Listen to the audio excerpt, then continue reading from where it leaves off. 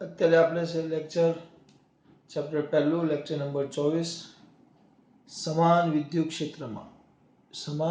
ક્ષેત્રમાં વિદ્યુત ડાયપોલ પર લાગતો શું જોવાનું છે બેટા ટોર્ક સમાન વિદ્યુત ક્ષેત્રમાં વિદ્યુત ડાયપોલ પર લાગતો ટોર્ક જોવાનું છે આપણે ક્ષેત્ર રેખાઓની વાત કરેલી કદાચ યાદ હોય તમારા દીકરાઓને ક્ષેત્ર રેખાઓ હા તો ક્ષેત્ર રેખાઓમાં જ્યારે સમાન વિદ્યુત ક્ષેત્ર દર્શાવવાનું તો આપણે આમ દર્શાવતા આ રીતે આપણે સમાન વિદ્યુત ક્ષેત્ર દર્શાવતા એકબીજાને સમાંતર અને એકબીજાને સમાન અંતરે આવેલી સમાંતર અને એકબીજાને કેવા અંતરે બેટા સમાન અંતરે આવેલી આ જે વિદ્યુત ક્ષેત્ર રેખાઓ છે એ સમાન વિદ્યુત ક્ષેત્ર દર્શાવે કેવું બેટા સમાન શું દર્શાવે વિદ્યુત ક્ષેત્ર સમાંતર અને સમાન અંતરે આવેલી આ જે ક્ષેત્ર રેખાઓ છે એ સમાન વિદ્યુત ક્ષેત્ર દર્શાવે આ બાજુ વિદ્યુત ક્ષેત્ર છે બરાબર એટલે હું શું કરું છું આમ દર્શાવવું પડે પણ એમ દર્શાવવાનું તો ગીચ થઈ જશે ગીચ એટલે આમ જો આ રીતે આપણે આ રીતે આ સમાન વિદ્યુત ક્ષેત્ર છે બધી ક્ષેત્ર રેખાઓ નથી દોરતો વચ્ચેનો ભાગ કાઢી નાખું છું વચ્ચેના ભાગનો જ દોરતો આ સમાન વિદ્યુત ક્ષેત્ર છે આ બાજુ આમ તો આ વિદ્યુત ક્ષેત્ર અહીંયા વચ્ચે આવશે પણ ત્યાં મારે ડાયપોલ મૂકવાનો છે કયો પોલ મૂકવાનો છે ડાયપોલ ધ્યાન આપજો ડાયપોલ આ સમાન વિદ્યુત ક્ષેત્ર છે બરાબર એક કામ કરી આને કાઢી નાખીએ જગ્યા જોશે આપણે બહુ બધી એટલે આ મેં આ બે રેખા દોરી તમારે સમજી જવાનું બેટા બે રેખા એટલે અહીંયા સમાન વિદ્યુત ક્ષેત્ર છે આવું આવે પણ મેં આ દોર્યું છે સમાન વિદ્યુત ક્ષેત્ર આવું આવે તમને ખબર છે કઈ દિશામાં જાય છે ધન x અક્ષની દિશામાં તો અહીંયા લખીએ પેલો મુદ્દો આપણો શેમાં દર્શાવ્યા અનુસાર બેટા શેમાં દર્શાવ્યા અનુસાર આકૃતિમાં દર્શાવ્યા મુજબ કેવું બેટા સમાન વિદ્યુત ક્ષેત્ર સમાન કયું ક્ષેત્ર વિદ્યુત ક્ષેત્ર કઈ દિશામાં ધન સમાન વિદ્યુત ક્ષેત્ર ધન x અક્ષની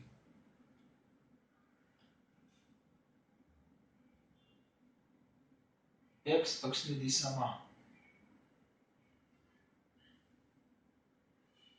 છે હવે એની અંદર સમાન વિદ્યુત ક્ષેત્ર કઈ દિશામાં છે ધન x અક્ષની દિશામાં હવે એમાં આપણે એક ડાયપોલ મૂકશું ડાયપોલ ડાયપોલ તમને ખબર છે આ રીતે આમાં ડાયપોલ મૂકો શું મૂકો ડાયપોલ આ માઈનસ q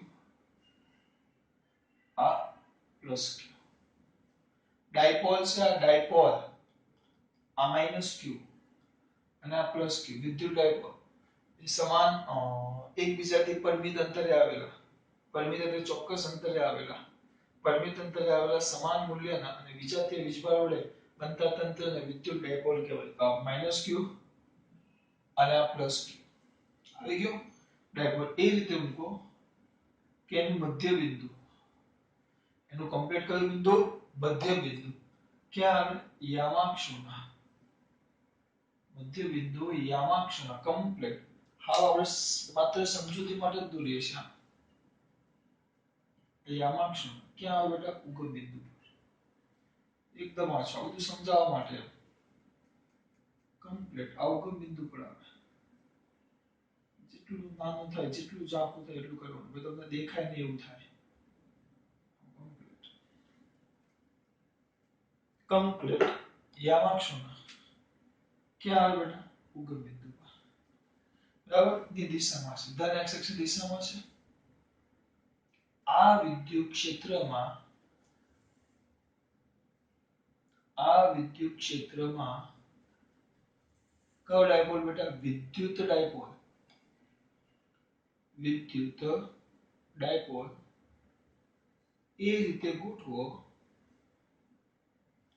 એ રીતે ગોઠવો કે જેથી જેથી કે જેથી ડાયપોલનું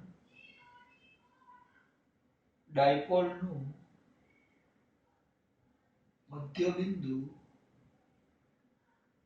એ યામાક્ષોના ઉગમ બિંદુ પર ગોઠવાય.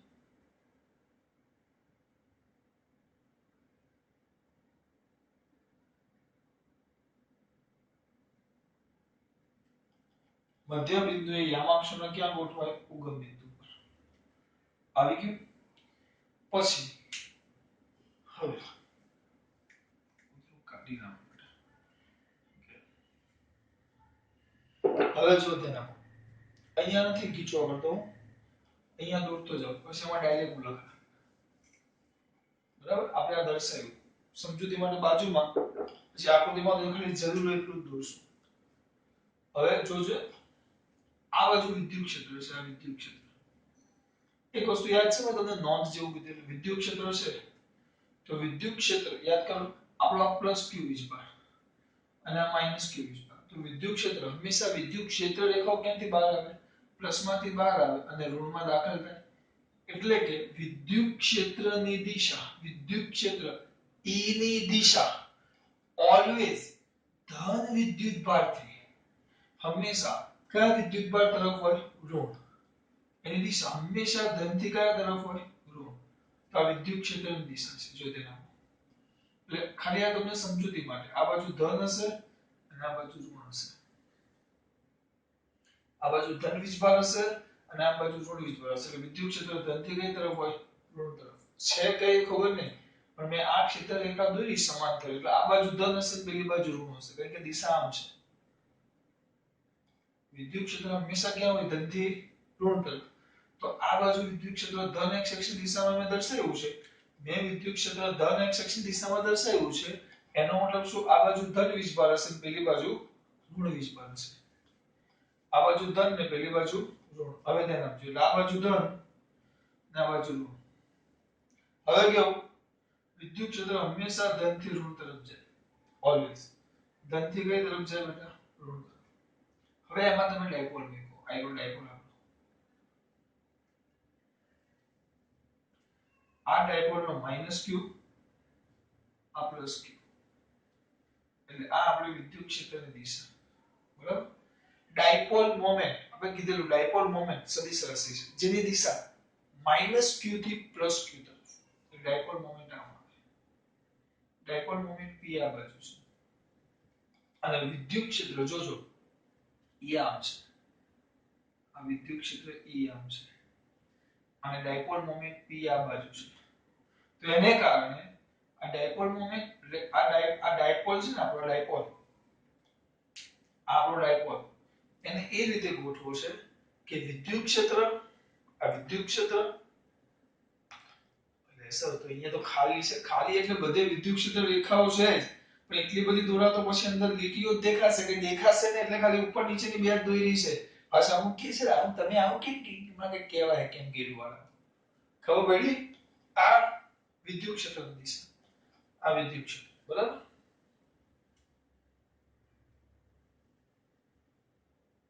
ડાયપોલ મોમેન્ટ હંમેશા ક્યાં જાય? માઈનસ થી પ્લસ તરફ. ડાયપોલ મોમેન્ટ આમ આવશે, માઈનસ થી પ્લસ. વિદ્યુત ક્ષેત્ર આમાં. તો બંને વચ્ચે કઈ ખૂણો બન્યો. કેટલો ખૂણો બન્યો? થીટા. કેટલો ખૂણો બન્યો? થીટા. એટલે એ રીતે ગોઠવવામાં આવે કે જેથી કરીને વિદ્યુત ક્ષેત્ર અને ડાયપોલ મોમેન્ટ વચ્ચે કેટલો ખૂણો બને? થીટા. હવે આ પ્લસ ક્યુ છે, પ્લસ ક્યુ. તો પ્લસ પર વીજભાર, પ્લસ વીજભાર હોય, પ્લસ વીજભાર, પ્લસ વીજભાર એટલે કે ધન વીજભાર. તો ધન વીજભાર પર બળ ક્યાં લાગે? છોકરાને બળ કઈ તરફ લાગે? છોકરી તરફ. આ ધન વીજભાર છે.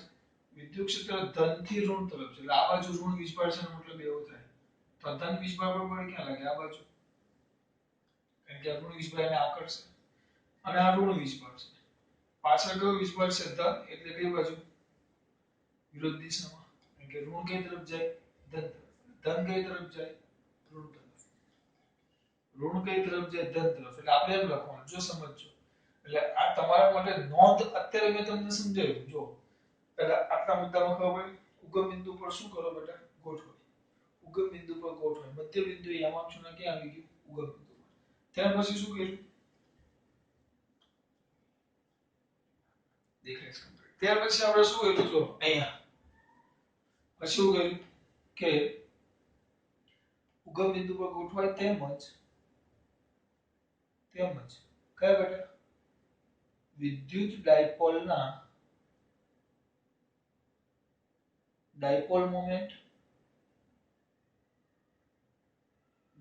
મોમેન્ટ વેક્ટર p અને વિદ્યુત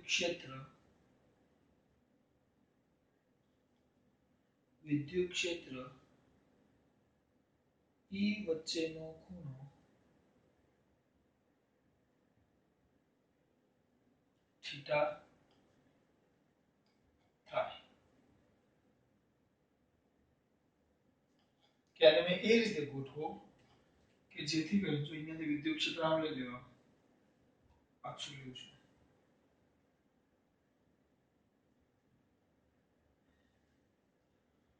આ પણ વિદ્યુત ક્ષેત્ર E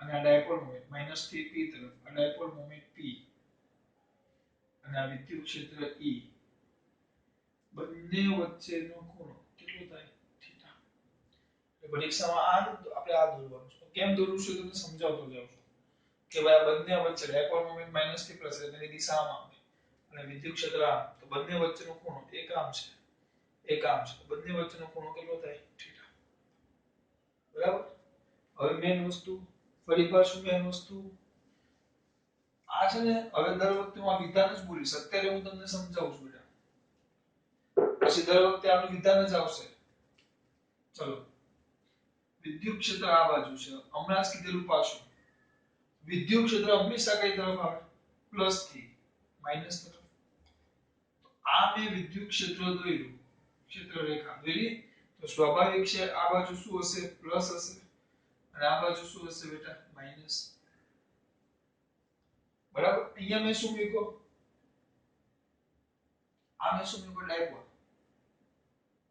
આ માઈનસ ક્યુ પ્લસ ક્યુ બળ ક્યાં લાગે આ માઈનસ ક્યુ આ પ્લસ ક્યુ તો બળ ક્યાં લાગે આ પ્લસ અને આ માઈનસ તો અહીંયાથી જાય તો એક આ બાજુ લાગશે પ્લસ પર હંમેશા બળ ક્યાં લાગે પ્લસ પર બળ ક્યાં લાગે આ બાજુ જો વિદ્યુત ક્ષેત્ર ધન x દિશામાં છે એટલે આ ઋણ તરફ પ્લસ છે અને ઋણ x તરફ આ બાજુ પ્લસ આવશે અને આ બાજુ માઈનસ આવશે તો આ ઋણ વિસ્ફળિત ધન વિસ્ફળિત કણ છે ધન વિસ્ફળિત કણ એના પર બળ ક્યાં લાગે ઋણ વિસ્ફળ કારણ કે ઋણ વિસ્ફળ એને આકર્ષે અને ઋણ વિસ્ફળ પર બળ ક્યાં લાગે ઋણ વિસ્ફળ પર બળ ક્યાં લાગે ધન વિસ્ફળ હું આવું નહીં બોલીશ હું દર વખતે હવે આને દર્શાવીશ હું તમને ટૂંકમાં દર વર્ષે શું કહીશ ખબર દર વખતે મારું વિધાન શું હશે ધ્યાન આપજો દર વખતે હું તમને આવું રિવિઝન નહીં કરાવીશ હવે દર વખતે હું વિદ્યુત ક્ષેત્રમાં મૂકીશ પછી તમને કહીશ વિદ્યુત ક્ષેત્ર આ બાજુ છે જોજો ભાઈ તો અહીંયા ગમે ત્યાં એવું નહીં ડાયપોલ કોઈ પણ ધન વિસ્ફળ હોય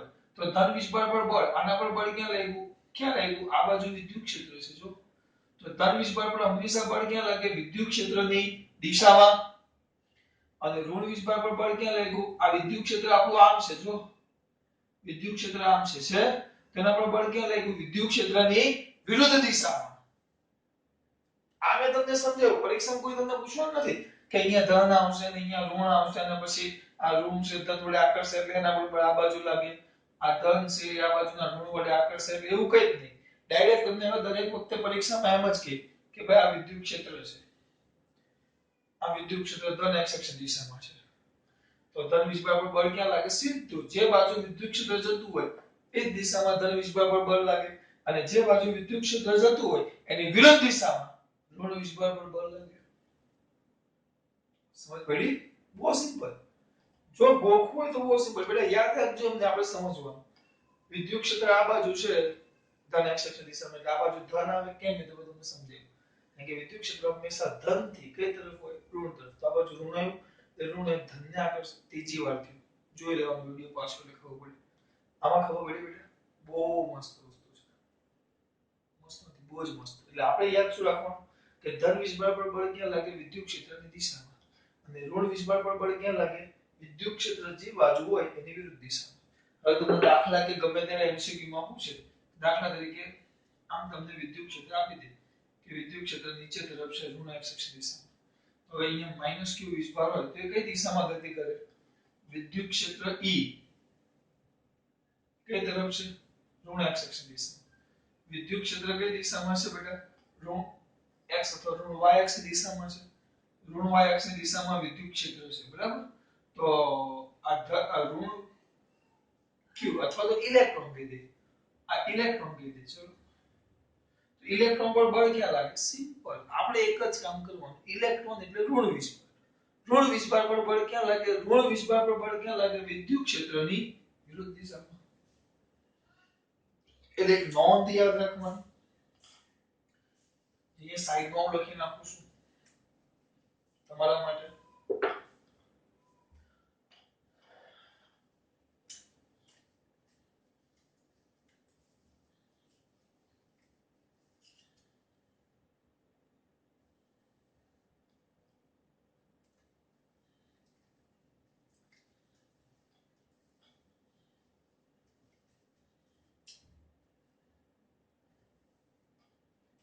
સો નોંધ જેવું છે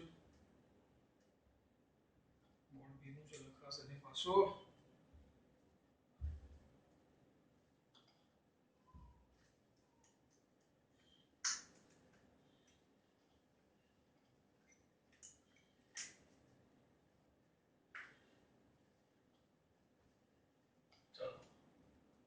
આ બતાવવાનું છે થિયરીમાં લખવાની જરૂર નથી પણ દાખલામાં ગમે ત્યારે પ્લસ ક્યુ વિદ્યુત ભાર પર પ્લસ ક્યુ વિદ્યુત ભાર પર બળ એટલે ધન વિદ્યુત ભાર પર પ્લસ ક્યુ માં સીધું લખી નાખું કયા ધન વિદ્યુત ભાર પર બળ વિદ્યુત ક્ષેત્રની દિશામાં લાગે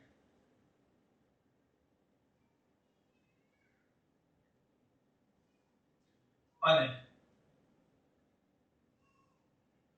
ઋણ વિદ્યુત ભાર પર બળ વિદ્યુત ક્ષેત્રની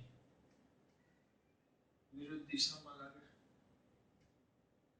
આ યાદ રાખજો આ નોંધનીય બાબત છે જે તમારે યાદ રાખવાનું હંમેશા તો આ ખૂણો કેટલો થયો આપણો થીટા પહેલું આટલું બધું કરાયું પણ યાદ મેં તમને જે ચલાવ્યા છે બે જ મુદ્દા કયા બે મુદ્દા કે ભાઈ આકૃતિમાં દર્શાવ્યા અનુસાર વિદ્યુત ક્ષેત્ર ધન અક્ષ દિશામાં છે તેમાં વિદ્યુત ડાયપોલ એ રીતે મૂકો કે જેથી કરીને ડાયપોલનું મધ્ય બિંદુ ડાયપોલનું કયું બિંદુ બેટા મધ્ય બિંદુ યામાક્ષનું કયું બિંદુ થઈ જાય યામાક્ષના ઉગમ બિંદુ પર સંપાત થાય અથવા ગોઠવાનું અને એ રીતે ગોઠવો કે આ ડાયપોલ મોમેન્ટ p અને વિદ્યુત ક્ષેત્ર E બંને વચ્ચેનો ખૂણો કેટલો થશે થીટા ચલો આટલું થઈ ગયું હવે જોઈ લઈએ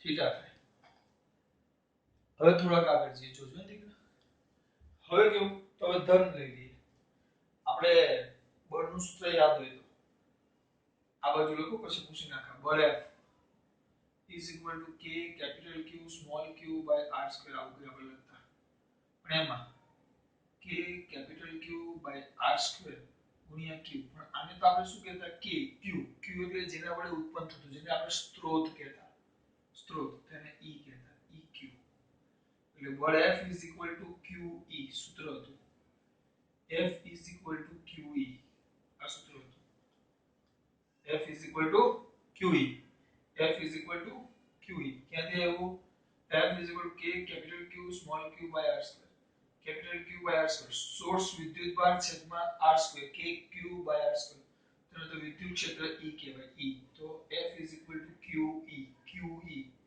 મેં ચલાવ્યું હોય પણ ન ચલાવ્યું તો પાછું યાદ કરાવું છું એટલે બોલ તો હવે આને કારણે પ્લસ Q પહેલા કોને કારણે બેટા પ્લસ Q વિદ્યુત ભાર પર વિદ્યુત બળ પર લાગતું કયું બળ બેટા? વિદ્યુત બળ,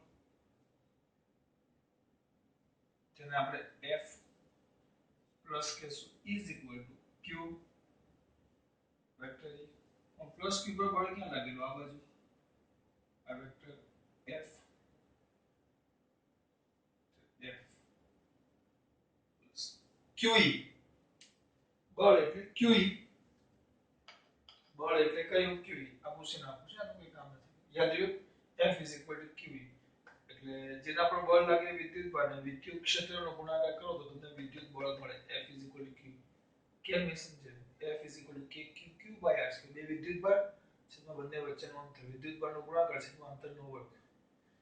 હવે આ જે સ્ત્રોત છે એના બાય અંતર કરું તો વિદ્યુત ક્ષેત્ર E થઈ જાય એટલે F is equal to QE. QE. હવે અહીંયા તો આવ્યું જો F plus is equal to QE. F plus is equal to QE. F plus is equal to QE. આ બળ સમીકરણ નંબર 1. પણ આ બળ કઈ દિશામાં લાગે છે? આ બાજુ. આ બાજુ. વિદ્યુત ક્ષેત્ર ધન વિસ્ભાર પર બળ હંમેશા ક્યાં લાગે? વિદ્યુત ક્ષેત્રની દિશામાં. ધન વિસ્ભાર પર બળ હંમેશા ક્યાં લાગે? વિદ્યુત ક્ષેત્રની દિશામાં. એટલે વિદ્યુત ક્ષેત્ર કઈ દિશામાં છે? ધન x તો આવશે ધન x અક્ષની દિશામાં. પછી અહીંયા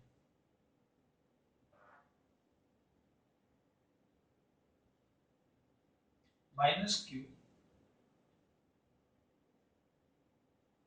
વિદ્યુત ભાર પર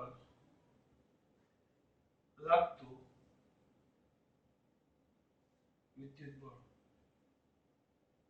ભાર પર રહી તો વિદ્યુત બળ એને આપણે શું કહીશું બેટા? F minus F minus is equal two શું થાય બેટા? Q vector E. અહીંયા કેવું આવશે? Q વેક્ટર E પણ વિજભાર કેવો આવશે? Minus Q. આ બાજુ કયો Q? Minus Q. પણ આ કઈ દિશામાં લાગે? આ ધન x દિશામાં. તો આ ઋણ x અક્ષની દિશા.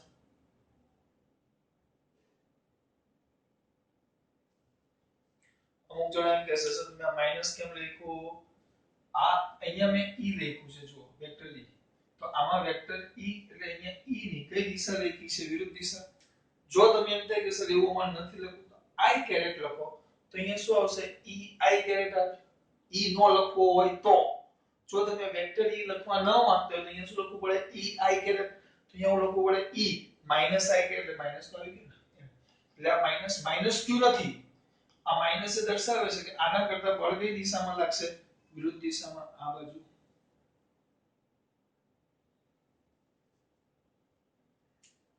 કાવલે હા. અને આપણો સમીકરણ નંબર કયો બેટા? 2. આ સમીકરણ નંબર કયું? 1. સમીકરણ નંબર 2. ધ્યાનથી જુઓ બંને બળો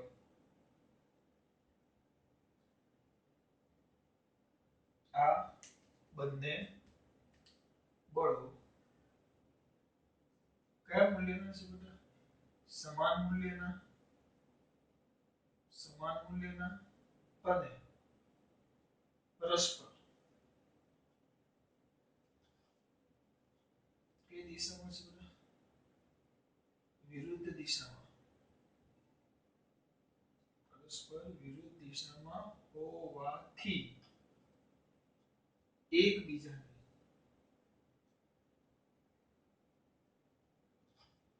એકબીજાની અસર શું કરે બેટા? નાબૂદ કરે.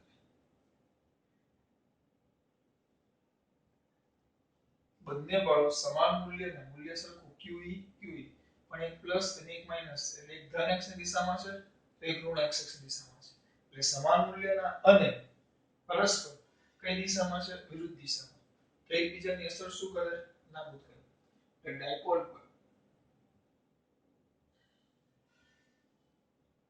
એટલે ડાયપોલ પરનું પરિણામી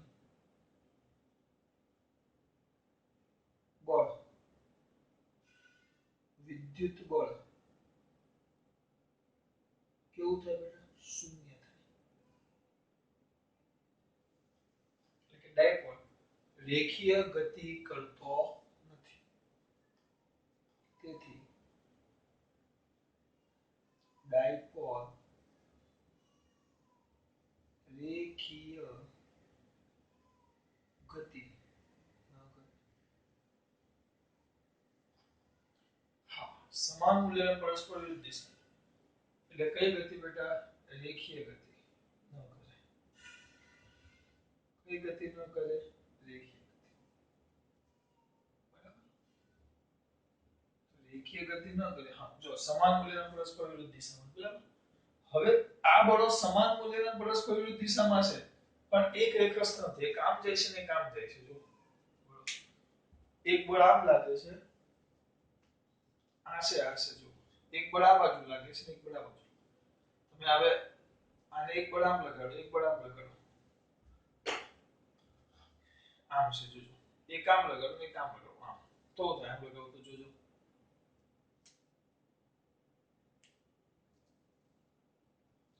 એક આમ હું આમ વિશ્વાસ રાખજો એટલે કે એક આમ કરું છું ને એક આમ ખેંચું છું તો શું થાય બંને બળો સમાન મૂલ્યના પરસ્પર કઈ દિશામાં વિરુદ્ધ દિશામાં તો જો અસર નાબૂદ કરે એટલે રેખીય ગતિ ન થાય પણ આ બળ એક રેખસ્થ નથી એક આ બાજુ છે એકની રેખા આમ છે બીજાની રેખા આમ છે એકની રેખા આમ તો બીજાની રેખા આમ એટલે એક રેખસ્થ નથી તો બળ લગાવો આમ થયું જો આમ ફર્યું એટલે એક રેખસ્થ ન હોય એટલે રેખીય ગતિ ન કરે હા પણ શું શું લાગે ટોર્ક બળયુગ્મ આ બળયુગ્મ થયું એટલે બળયુગ્મ લાગે એટલે કઈ ગતિ કરે ચાક ગતિ જો ફર્યું જો આ ડાયપોલ આમ છે બસ પછી પતી ગયું હા એટલે કઈ ગતિ કરે બેટા કે તેથી ડાયપોલ રેખીય ગતિ ન કરે પરંતુ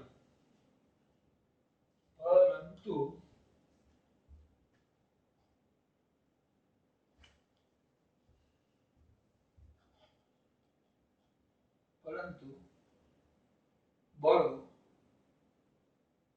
એક રેખસ્થ ન હોવાથી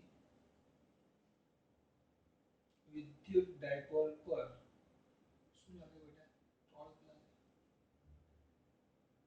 તો પહેલા કયા પ્લસ ક્યુ આ બળ F છે આનો અહીંયાથી આ સ્થાન સદિશ લે આખું 2a આવે તો વેક્ટર એ થાય અને આનો અહીંયાથી આમ સ્થાન સદિશ લે કારણ કે આખું 2a છે તો આ a આ પણ સદિશ સ્વરૂપે લખો તો નીચે તરફ જાય છે એટલે માઈનસ જો આને a ધારું તો ઊંધી દિશામાં જાય તો માઈનસ a તો પ્લસ q વિદ્યુત ભાર પર લાગતું શું બેટા ટોર્ક અને ટાઉ 1 વેક્ટર ટાઉ 1 ટાઉ એટલે vector r cross vector f તો vector r1 cross vector f1 બરાબર અથવા જો આ પ્લસ અહીંયા આપણે 1 2 નથી આપ્યું આને 1 કરી દઈએ આ 2 થઈ જાય હવે પ્લસ માઈનસ લખો તોય ચાલે ચલો આ પ્લસ આ માઈનસ બદલવું નથી તો અહીંયા પછી બુદ્ધિ જ આવી જોઈએ ટાઉ પ્લસ તો r પ્લસ અને f પ્લસ પ્લસ એટલે કાંઈ નહીં ધન વીજભાર પર લાગતું ટોર્ક એ ધન વીજભારનો સ્થાન સદિશ અને ધન વીજભાર પર લાગતા વિદ્યુત બળના કયો ગુણાકાર હોય સદિશ ગુણાકાર જેટલું હોય તો vector r plus vector r plus તો r પ્લસ આ પ્લસ વીજભારનો ઉગમ બિંદુથી સ્થાન સદિશ તેને આપણે વેક્ટર શું નામ આપ્યું a તો vector a cross vector f plus છે જો f પ્લસ એ તો કેટલો છે જો q વેક્ટર e અને કહી દઉં સમીકરણ નંબર 1 2 તો પછી આવે 3 આ પ્લસ q પછી માઈનસ q વિદ્યુત ભાર પર લાગતું torque vector tau minus is equal to vector r minus cross vector f minus એટલે ખાલી ઋણ વીજભાર માટે ઇન્ડિકેટર. તો ચલો માઈનસ નો સ્થાન દિશા આમ લીધો, ઉગમ બિંદુથી આમ લીધો એટલે વેક્ટર એ આની વેક્ટર એ લીધો તો એના કરતા ઊંધી દિશામાં છે એટલે માઈનસ વેક્ટર એ માઈનસ છે બેટા ક્રોસ વેક્ટર f માઈનસ તો આપણે ભણી કે qe છે આગળ આવશે minus minus plus is equal to vector a cross q vector એટલે બે ટોર્ક લાગે ઋણ પર આટલો અને ધન પર આટલો આને આપો સમીકરણ નંબર 4 આ થઈ ગયું સમીકરણ નંબર 3 અને કયું થઈ ગયું 4 ક્લિયર તો ડાયપોલ પર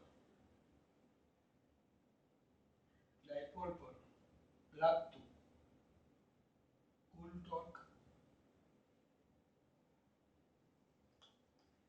કુલ ટોર્ક એટલે ટાવ આવે પેલી બાજુ લખો તો ચાલતો તો બીજો કરી નાખો કુલ torque tau is equal to શું આવશે ટાવ પ્લસ ટાવ માઈનસ બંને ટોર્કોનો શું બેટા સરવાળો ટાવ પ્લસ કેટલો છે જો vector a cross q vector e plus tau minus મે જ છે vector a cross q vector e બરાબર તો એક ને આ વચ્ચે પ્લસ છે તો એક ને કેટલા થઈ ગયા બે 2 vector a cross q vector e q ને અહીંયા બાજુમાં લાવી દો તો ટોર્ક શું થશે બેટા ટાવ ઇઝ ઇક્વલ ટુ આ q ગુણાકારમાં છે એક મૂલ્ય છે મૂલ્ય તમે આના હાથે લો કે આના હાથે લો કે જવાબમાં કોઈ ફરક પડવાનો નથી એટલે 2 vector a q cross vector e બરાબર તો આ તો શું થયું 2aq એટલે ડાયપોલ મોમેન્ટ શું કહેવાશે p ક્રોસ વેક્ટર e તો ટોર્કનું સૂત્ર આવ્યું torque tau is equal two vector p cross vector e ક્યાં જ્યાં vector p is equal two 2 vector a q વિદ્યુત ડાયપોલ મોમેન્ટ વિડામો વિદ્યુત ડાયપોલ મોમેન્ટ આ તમારું થઈ ગયું સમાન વિદ્યુત ક્ષેત્રમાં વિદ્યુત ડાયપોલ પર લાગતું ટોર્ક સમાન વિદ્યુત ક્ષેત્રમાં વિદ્યુત ડાયપોલ પર લાગતું શું બેટા ટોર્ક આટલું બધું છે જો જગ્યા ટાઈમ આપો જોઈ લેજો લખવા માટે આનો ફોટો પાડી દેવાનો ચલો ઓકે જેના કિસ્સા બાકી છે સર કેટલું મોટું છે અરે કઈ જ નથી કઈ જ નથી એક મિનિટ આપો શું કરવાનું દીકરા ચલો ફટાફટ અહીંયા જો અહીંયા એક મિનિટ દાખલો ચલો આકૃતિમાં દર્શાવ્યા અનુસાર વિદ્યુત ક્ષેત્ર ધન x અક્ષની દિશામાં છે એમાં વિદ્યુત ડાયપોલ એ રીતે ગોઠવો કે તેનું કયું ઉગમ બિંદુ એ યામાક્ષના ક્યાં આવે સોરી એનું મધ્ય બિંદુ એ ક્યાં આવે યામાક્ષના ઉગમ બિંદુ પર એટલે તમારો અહીંયાનો કિસ્સો થઈ ગયો અને આ વિદ્યુત ક્ષેત્ર E અને ડાયપોલ મોમેન્ટ P વચ્ચેનો ખૂણો કેટલો છે બેટા થીટા વિદ્યુત ક્ષેત્ર E અને ડાયપોલ મોમેન્ટ P વચ્ચેનો ખૂણો થીટા છે આ કયો q q આ કયો q q આ કયો q q આ કયો q બંને વચ્ચેનો ખૂણો થીટા છે આટલી વાત થઈ ગઈ તો q પર લાગતું બળ કેટલું છે qe જે કઈ દિશામાં છે ધન x અક્ષની દિશામાં q પર હવે ડાયરેક્ટ જ હવે કોઈ તમને પૂછવા નથી તો હું તમને સમજાવવા માટે ટાઈમ બગાડ્યો તો ડાયરેક્ટ ધન વીજભાર q પર લાગતું બળ કેટલું છે f qe જે કઈ દિશામાં છે ધન x ની દિશામાં હવે ગમે ત્યારે આવે ધન વીજભાર પર બળ હંમેશા વિદ્યુત ક્ષેત્રની દિશામાં જ લાગે ઋણ વીજભાર પર બળ વિદ્યુત ક્ષેત્રની હંમેશા કઈ દિશામાં લાગે વિરુદ્ધ દિશામાં જ લાગે એટલે q પર લાગતું બળ q વીજભાર પર લાગતું બળ કેટલું થાય બેટા qe પણ કેવું માઈનસ તો બે બળ આવી ગયા પછી સૌથી મેઇન મુદ્દો બંને બળો સમાન મૂલ્યધન પરસ્પર વિરુદ્ધ દિશામાં છે એટલે એકબીજાની અસર નાબૂદ કરે અને અસર નાબૂદ કરે એટલે પરિણામી બળ કેટલું થઈ જાય બેટા 0 પરિણામી બળ 0 આમ જો તો રેખીય ગતિ કરતા નથી. રેખીય ગતિ એટલે નથી આમ જતા કે નથી આમ જતા. થઈ ગયું સ્થિર. ઠીક થઈ ગયું. રેખીય ગતિ નથી કરતા. સપના હલે છે પણ એ હલે છે એટલે રેખીય ગતિ નો કહેવાય. એટલે ચાલક ગતિ. રેખીય ગતિ કરતા નથી. પરિણામી બળ 0 એટલે રેખીય ગતિ કરતા નથી. અહીંયા પતી ગયું.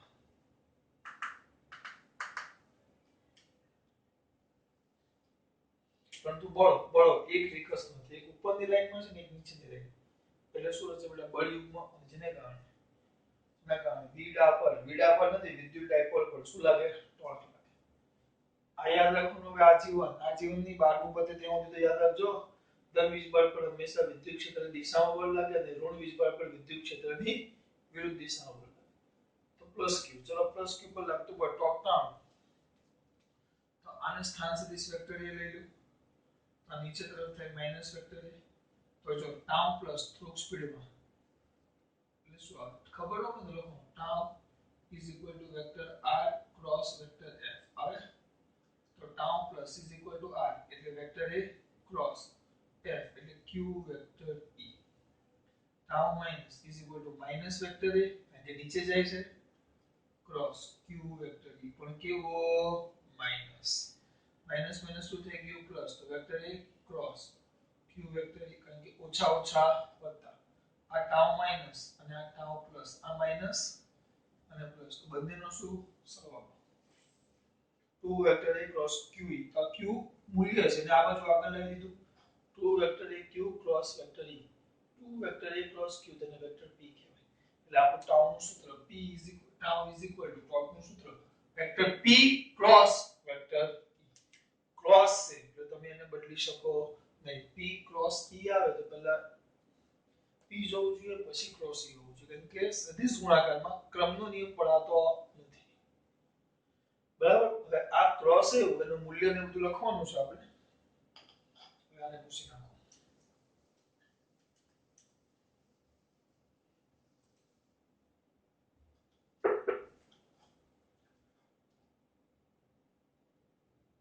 જોજો મૂલ્ય ને લખવાનું છે. જો તમે આનું મૂલ્ય લખો મૂલ્ય સ્વરૂપે તો torque tau is equal two આપણે ભણી ગયા આ ક્રોસ કાઢો તો p sin θ આવે. p કયું થીટા sin θ. ક્યાં જ્યાં થીટા બરાબર વેક્ટર p અને વેક્ટર e વચ્ચેનો ખૂણો.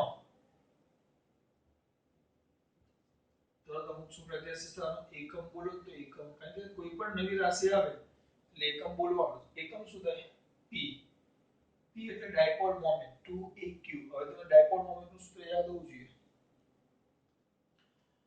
છોકરા કહે સર હું કેમ હેરાન કરું છું. ડાયપોલ મોમેન્ટ 2aq તો coulomb into metre. 2aq q નો કુલમ 2 એ અંતર છે એટલે coulomb into metre dipole moment નો એકમ છે ગુણ્યા e. e ના મેં તમને બે એકમ લખાવેલા વોટ પર મીટર અને ન્યૂટન ઇન્ટુ મીટર. તો આમાં હું લખી નાખશું ન્યૂટન પર મીટર ન્યૂટન પર કુલમ. યાદ આવે છે કઈ ખબર ન પડતી તો અહીંયા જો સૂત્ર છે આપણું vector f is equal to qe. તો e ઇઝ ઇક્વલ ટુ શું થશે બેટા સદિશ સ્વરૂપે ને અદિશ સ્વરૂપે લખો f is equal to qe. તો e is equal to f by q. થોડો ઉતાવળ કરું છે એમાં લખો e is equal to f by q. f એટલે ન્યૂટન પર કુલમ આવી ગયું. ન્યૂટન પર કુલમ અથવા એક બીજો એકમ મેં લખાવેલો વોલ્ટ પર મીટર. આ બે માંથી ગમે તે એક તમે લખી શકો. આપણે અહીંયા શું લખો ન્યૂટન પર કુલમ. તો ન્યૂટન પર કુલમ લખો. કુલમ ઉડી ગયા તો શું હશે બેટા ન્યૂટન ઇન્ટુ મીટર. ન્યૂટન એટલે આવે 100. આ એકમ આવી ગયો બરાબર. એકમ આવી જાય તરત પછીનું શું લખવું પડે આપણે પારિમાણિક સૂત્ર. ફરી પાછું અહીંયા ધ્યાન આપજો. આ તમને મેં સમજાવ્યું એટલે એક એકમ થયો ન્યૂટન ઇન્ટુ મીટર. બીજું એકમ લખવું હોય તમારે કુલમ ઇન્ટુ મીટર ગુણ્યા વોલ્ટ પર મીટર. તો મીટર ચાલ્યા ગયા તો શું આવશે બેટા બીજા એકમ તરીકે વોલ્ટ ઇન્ટુ કુલમ. આ બીજો એકમ બાપુ ખબર પડે છે વોલ્ટ ઇન્ટુ કુલમ. પણ આપણે તો મેન આનો જ ઉપયોગ કરીશું ન્યૂટન ઇન્ટુ મીટર. સો ન્યૂટનનું પારિમાણિક સૂત્ર ખબર ન્યૂટન એટલે બળ 112 છેલ્લું માઈનસ મીટરનું શું આવે L1 બળનું 112 છેલ્લું માઈનસ તો શું આવ્યું બેટા 122 છેલ્લું માઈનસ એટલે આ ખરેખર જૂલ જેવું થઈ ગયું જૂલ કાર્ય. બીજા ચેપ્ટરમાં 11 માં આવી ગયું ટોર્કનું સૂત્ર ટોર્કનું પારિમાણિક સૂત્ર એક ટોર્ક પછી ઊર્જા કાર્ય બધાનું આવે 122 છેલ્લું માઈનસ. આ લખવાનું એક એક માર્ક્સમાં કામ બધા એકમો યાદ રાખવાના ન્યૂટન પર કુલમ અથવા વોલ્ટ પર મીટર. આ તો coulomb into metre metre metre જાય તો વોલ્ટ ઇન્ટુ કુલમ અને કુલમ કુલમ જાય તો ન્યૂટન ઇન્ટુ મીટર.